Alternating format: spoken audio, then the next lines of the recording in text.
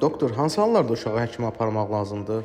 Çox yerində verilmiş sualdır. Bir çox valideynlər əfsuslar olaraq müəyyən əlamətləri nəzərə almırlar və gecikirlər həkim müayinəsinə. Bu da müəyyən mənfi nəticələrə gətirib çıxarır. Birinci növbədə, əgər temperaturunuz, yəni uşağın temperaturu 3 gündən artıq 38-dən yuxarıdırsa, mütləq həkimin müayinəsinə gəlmək lazımdır. İkinci, əgər uşağınızda bir gün ərzində 5-6 dəfədən artıq diare, yəni qarın işləməsi və yaxud da qusma müşahidə olunarsa, mütləq formada həkimə müraciət etməyiniz lazımdır. Uşağın bədəni bütünlüklə birdən-birə səpibsə, mütləq həkimə müraciət etmək lazımdır. Əgər uşağınızın nəcisində və yaxud da sidiyində qırmızı rəngdə qana bənzər ləkələr görərsinizsə, mütləq həkimə müraciət etməyiniz lazımdır. Və bir də uşaq əgər həddindən artıq çox halsız, yuxusuzluq, əzgindirsə, mütləq həkimə müraciət etmək lazımdır. Bir çox hallarda